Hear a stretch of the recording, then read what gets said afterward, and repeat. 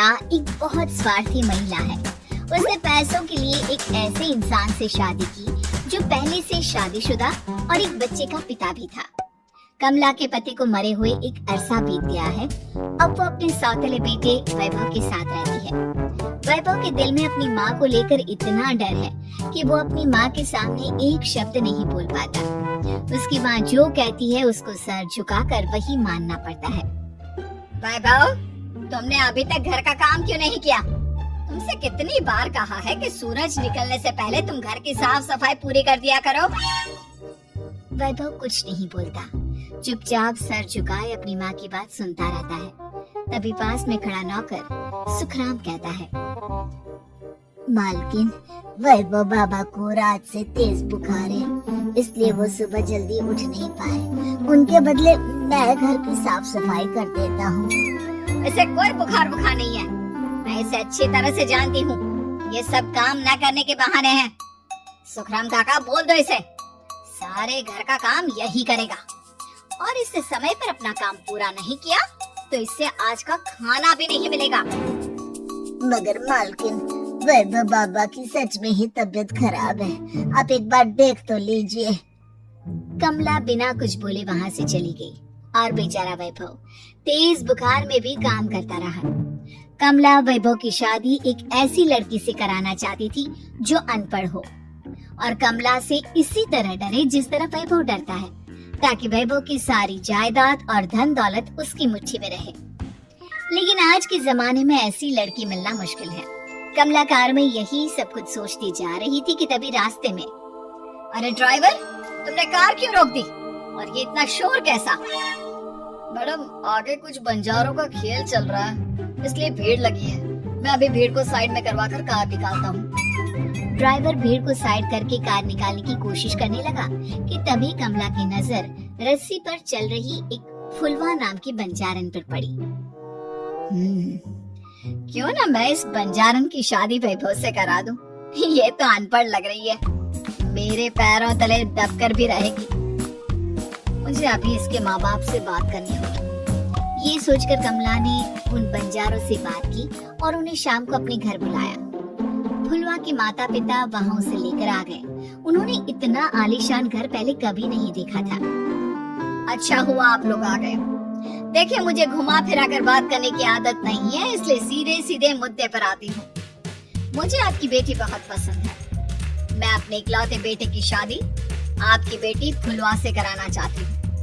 इसके बदले में आप जो चाहो वो ले सकती है। तभी फुलवा की माँ कहती है, ये क्या कह रही है मैम साहब? कहीं आप हमारी गरीबी का मजाक तो नहीं उड़ा रही ना? आप मेरे बेटे से मिल लो। अगर आपको मेरा बेटा पसंद आता है तो मैं कल से ही शादी की तैयारी शुरू कर दूंगी। सुखराम, वैभव को लेकर आओ। फुलवा अपनी माँ के कान में फुसफुसाती है, माँ, कहीं इस मेम साहब का छोरा पागल तो ना है? फुलवा अपनी माँ से बात कर रही होती है कि वैभव वहाँ आता है। फुलवा उसे देखती ही रह जाती है और उसके माता पिता उसकी शादी तय कर देते हैं। शादी वाले दिन किसी को फुलवा और वैभव की बेमेल विवाह की बात समझ में नहीं आती। फिर भी एक औरत कमला से पूछ ही लेती है, कमला जी, आपने अपने इकलौते बेटे की शादी देहाती गवार से क्यों करा दी? ये बंजारन आपके घर की बहू बनने लायक तो नहीं है। कम से कम अपने स्टेटस का ही ख्याल कर लिया होता। बहू तो अपनी टक्कर की लाती। आपने तो बंजारन को ही बहू बना लिया। अब कमला को समझ में नहीं आ रहा था कि इस बात का क्या जवाब दे। वो कुछ देर चुप रही और सोच समझ कर कहती है, बहन जी, आपको तो पता है आजकल के बच्चे किसी की बात कहाँ सुनते हैं।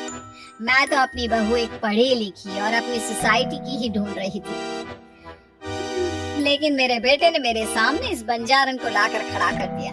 बोला कि मैं शादी करूंगा तो इसी से। अब भला मैं क्या करती?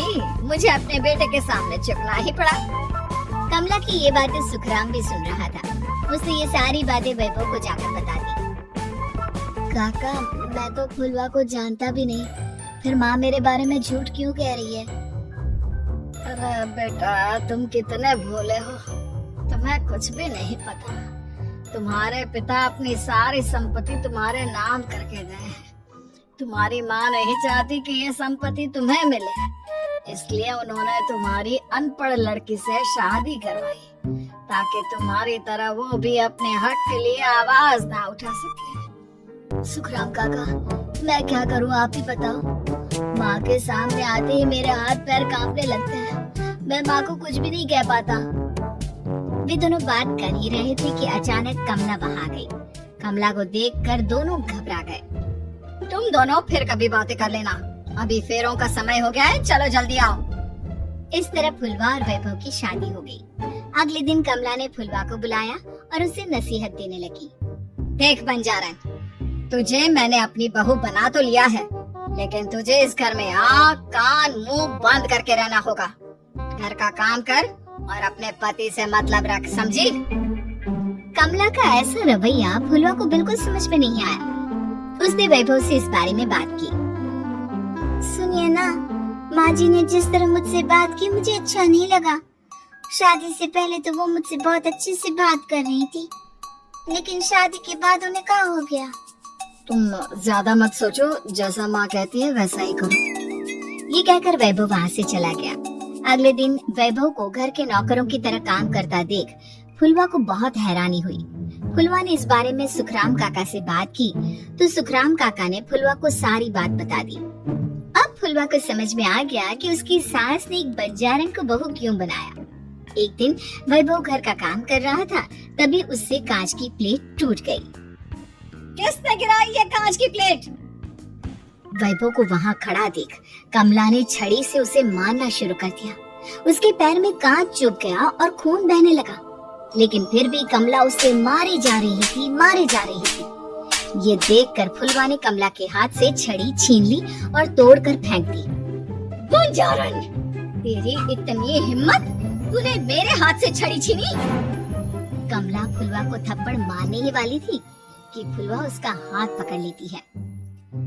सस माँ, मैंने मॉम की गुड़िया ना समझ लियो।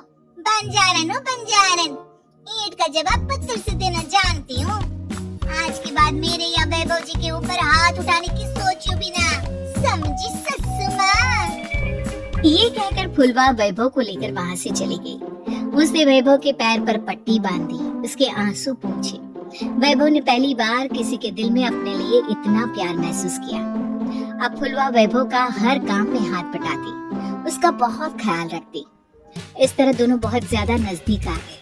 वहीं दूसरी ओर कमला सारी जायदाद अपने नाम करने की साजिश करने लगी। और एक दिन, वैभव, जल्दी बाहर आओ। कमला की आवाज सुनकर वैभव और फुलवा अपने कमरे से बाहर आ गए। जी माँ, आपने बुलाया? ये ले, इन कागजों पर साइन कर दे। फुलवा वैभव के हाथ से पेन छीनकर कहती है, ना वैभव जी, आप इस पर हस्ताक्षर नहीं करेंगे। बंजारन, मैं तुझसे बात नहीं कर रही। ये बात मेरे और मेरे बेटे के बीच की है। चुपचाप पेन दे दे, नहीं तो तेरी खाल उधेड़ लूंगी। सस माँ, बंजारन की खाल इतनी भी ढीली ना होवे कि कोई भी उधेड़ लेवे। जो यकीन ना आता हो तो देख ले उतार के। और हाँ, बंजारन जरूर हूँ पर अनपढ़ ना हूँ। मैंने भी पता है कि किसी भी कागज पर साइन करने से पहले उसे अच्छी तरह पढ़ लेवे। पेन देती है या नहीं? ये कहकर कमला फुलवा को मारने आई तो फुलवा ने कमला को धक्का दे दिया और वो नीचे गिर गई। कमला डरकर वहाँ से भाग गई। अब फुलवा ने वो कागज उठाए और वैभव के साथ सीधा वकील के पास चली गई। वकील ने वो कागज देखे और फुलवा को बताया, वैभव के पिता की सारी जायदाद और संपत्ति वैभव के नाम है, लेकिन वैभव की सौतेली माँ इस संपत्ति को अपने नाम कराना चाहती है, इसलिए इन कागजों पर वो साइन करा रही थी। तो अब हमें क्या करना चाहिए वकील साहब? वकील ने फुलवा और वैभव को सब कुछ अच्छी तरह से समझा दिया। अब दोनों घर पर पुलिस को लेकर पहुँचे। कमला पुलिस को देखकर घबरा गई। पुलिस ने कहा, आपके नाम की कंप्लेंट हुई है, आपको हमारे साथ थाने चलना होगा। कंप्लेंट? कैसे कंप्लेंट? आप अपने सौतेले बेटे पर बहुत अत्याचार करती हो, धोखे से सारी जायदाद अपने नाम करा रही थी अब नहीं इंस्पेक्टर साहब, जरूर ये मेरी बहू की कोई साजिश है, इसने गलत कंप्लेंट की है। मैडम, शिकायत आपकी बहू ने नहीं बल्कि आपके बेटे वैभव ने की है। कमला वैभव का नाम सुनकर दंग रह गई। जिस बेटे ने कभी उसके सामने सर नहीं उठाया था, आज वही बेटा उसके सामने पुलिस को ले आया है। वैभव, तुम्हारी इतनी हिम्मत कि तुम पुलिस को ले आए? हाँ माँ, मैं लाया हूँ पुलिस को, और मेरे अंदर इतनी हिम्मत कभी ना आती अगर फुलवा मेरा साथ ना देती। आपने बंजारन बहू को लाकर अपने ही पैर पर कुल्हाड़ी मारी है माँ। मैडम, आपकी बात खत्म हो गई हो तो चलो हमारे साथ। वैभव, मुझे माफ कर दो, मुझे थाने मत भेजो। आज के बाद मैं तुम्हें कभी नहीं मारूंगी, तुम्हें कभी परेशान नहीं करूंगी, मुझे माफ कर दो। वैभव अपनी कंप्लेंट वापस ले लेता है और पुलिस वहाँ से चली जाती है। वैभव अपनी सौतेली माँ से कहता है, मैंने पुलिस को वापस तो भेज दिया है, लेकिन मैं आपको माफ नहीं कर सकता।